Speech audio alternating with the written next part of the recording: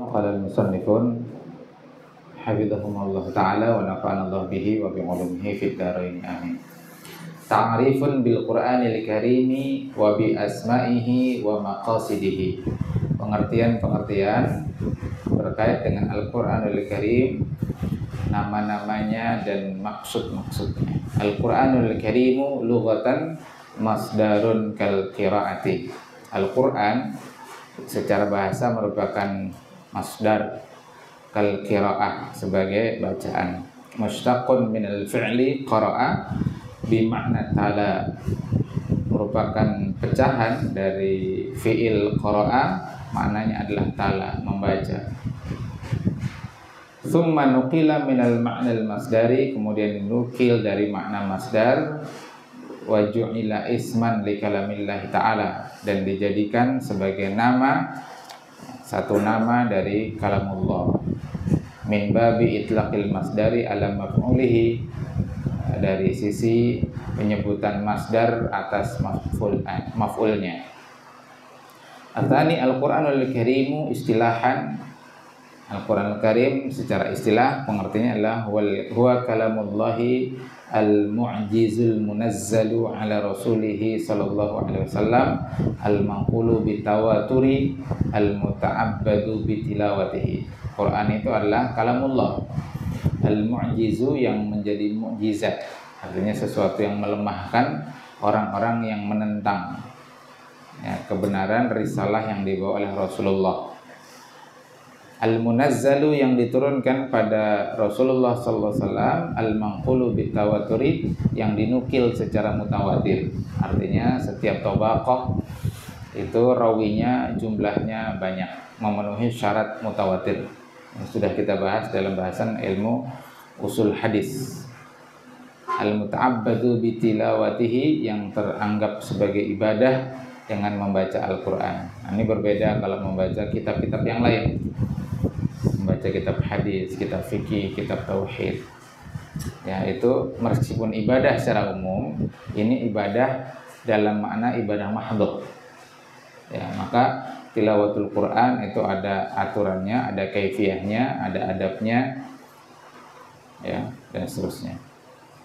Falis yang ketiga, asmaul Qur'anil Karim, nama-nama Al-Qur'anil Karim. Al-awwal Al-Qur'an. Jadi nama Quran itu Al-Qur'an.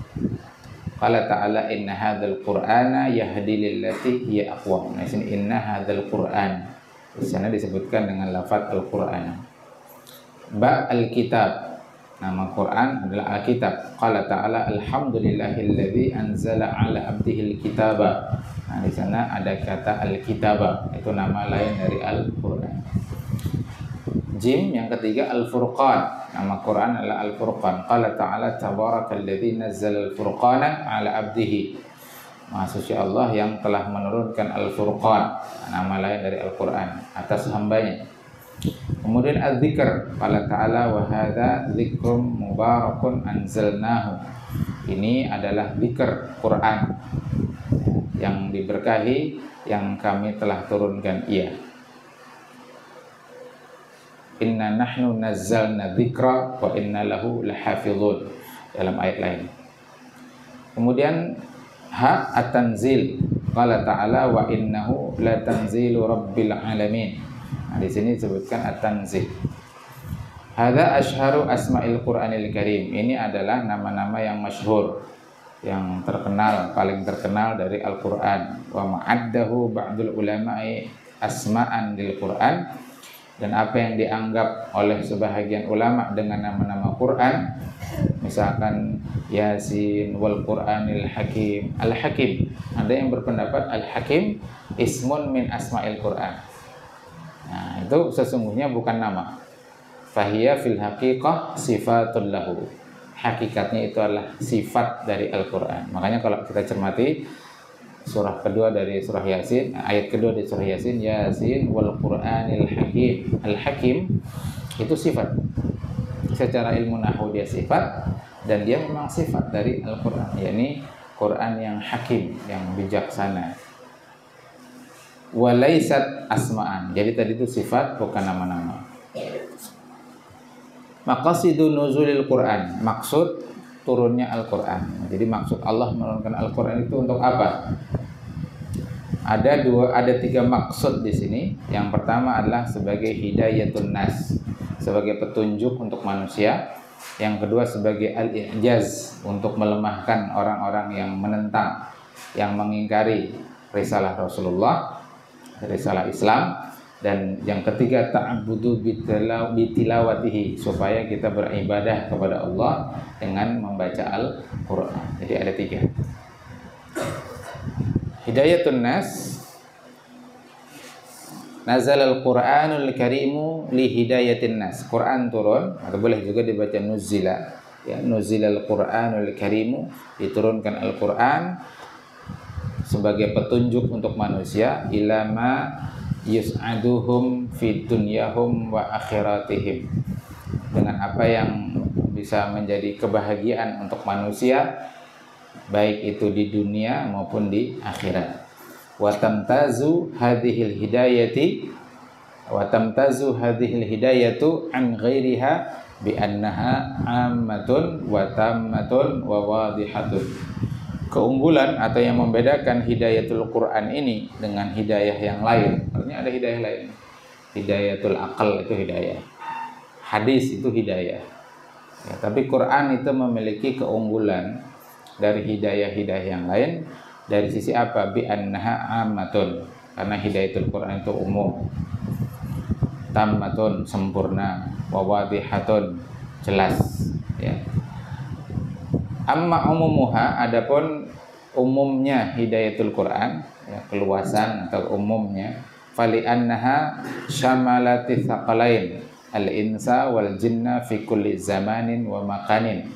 Karena hidayatul Quran itu mencakup untuk manusia dan jin. Jadi Quran atau Islam bahkan secara umum itu diturunkan untuk manusia dan jin. Wa ma khalaqtul jinna wal insa illa liya'budun. Menjelaskan jin dan manusia.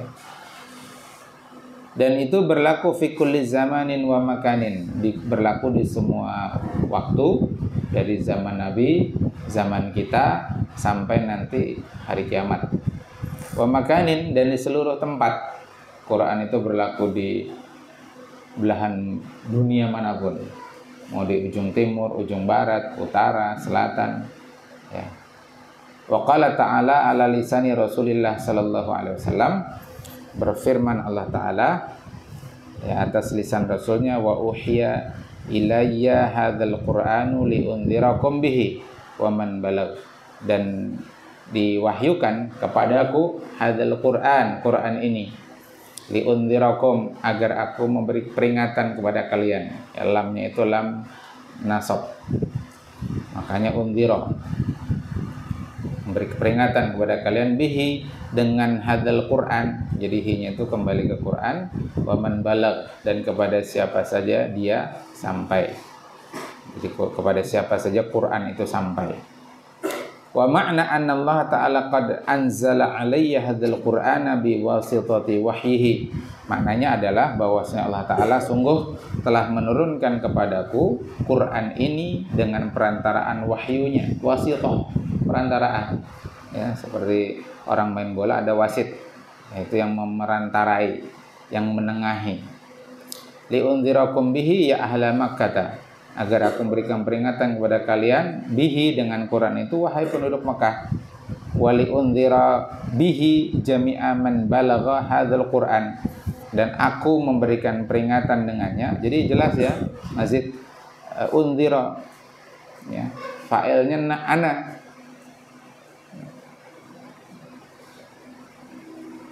fa'ilnya ana, aku, saya, seperti aqulu tadi. Jadi jelas, bukan mereka memberi peringatan aku. Maksudnya aku sini siapa? Siapa? Siapa?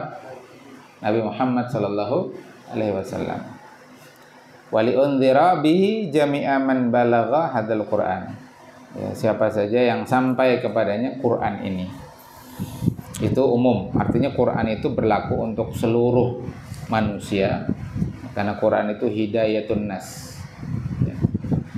syahrul ramadhan alladzi unzila fihil Qur'an hudal linnas. Wa amma tamamuha, adapun kesempurnaan Quran, kesempurnaan hidayatul Quran, ha itu muannas, tidak mungkin Quran. Ya, Quran itu mudzakkar. Jadi ha itu ke hidayatul Quran. Ya. Sebagai hidayatun nas, ya petunjuk untuk manusia. Fali annaha tadammanat umuran yahtajun nasu ilaiha fi aqaidihim. Karena petunjuk Quran itu mengandung perkara-perkara yang manusia memerlukan padanya. Padanya itu kembalinya ke hidayatul Quran, tidak mungkin ke fi aqaidihim. Karena fi aqaidihim itu mutaakhir, ya, belakangan.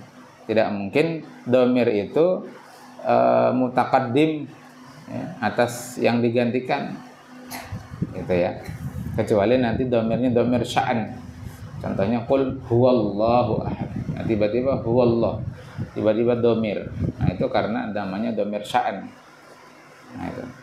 Jadi ilaihanya kembali kepada hidayatul Quran. Jadi manusia itu berhajat kepada hidayatul Quran. Fi aqaidihim, pada keyakinan-keyakinan mereka, wa akhlaqihim, akhlak mereka, wa ibadatihim, ibadah-ibadah mereka. Di Quran ada penjelasan tentang tata cara ibadah.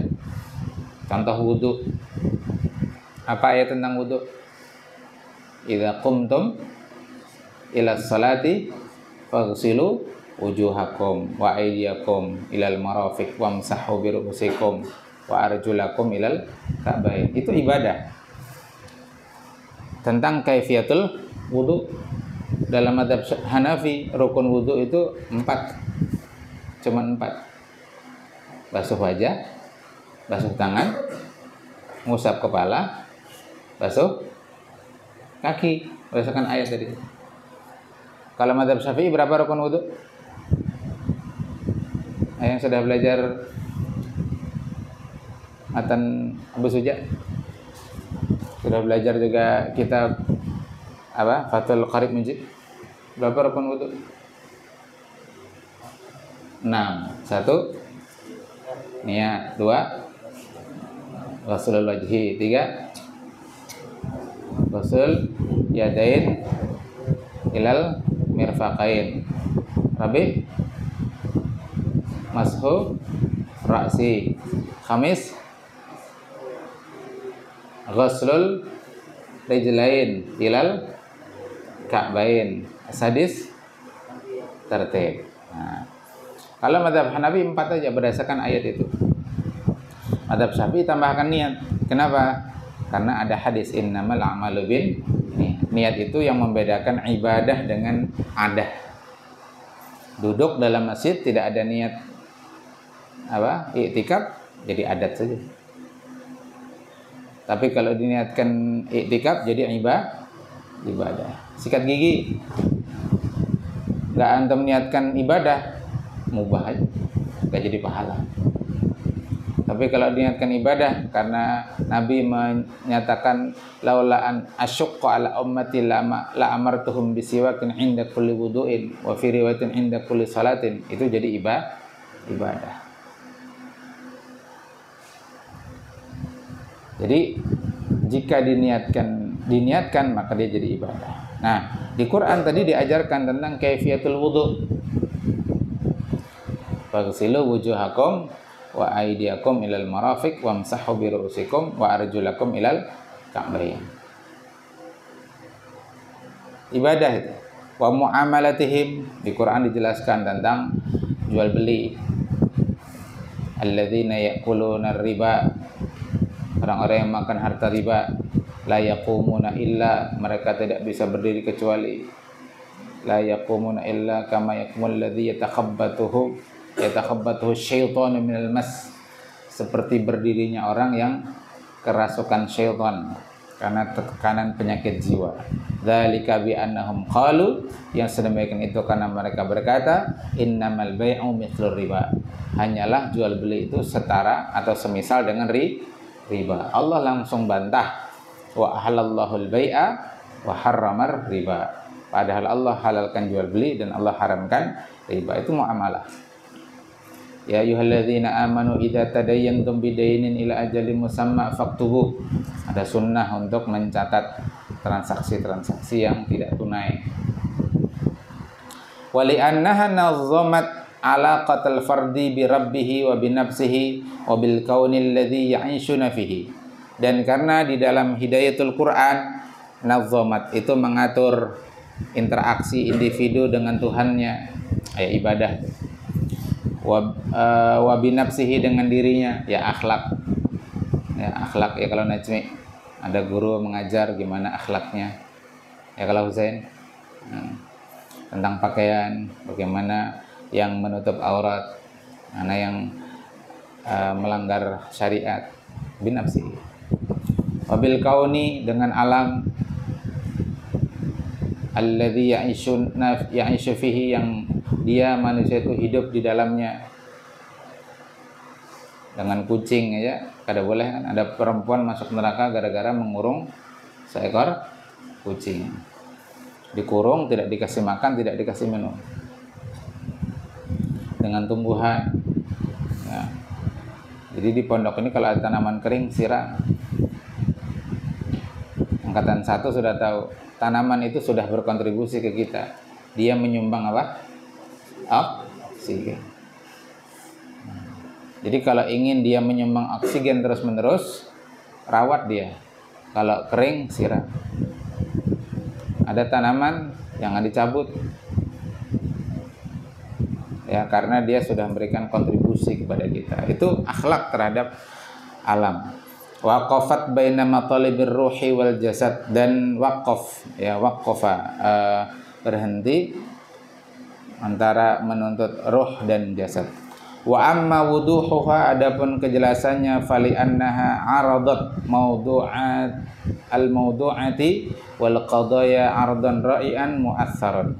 Karena hidayatul Quran itu menyodorkan atau memaparkan tema-tema atau topik-topik, wal qadaya, dan perkara-perkara, aradon, dengan penyajian yang ra'ian, yang bagus, yang mu'atsaran, yang itu memberi pengaruh kepada jiwa. Yajma'u bainal idahi wal iqna', yang menghimpun antara kejelasan dengan kepuasan. Nah, itu fungsi pertama atau maksud pertama diturunkan Al-Quran. Yang kedua ada al-i'jaz, untuk mukjizat, yaitu untuk melemahkan orang-orang yang menentang risalah Nabi Muhammad SAW. Al-Qur'anu mu'jizatun khalidatun. Quran itu mukjizat yang kekal. Jadi mukjizah itu ada dua, ada mukjizah khalidatun, ada mukjizah muaqqatatun.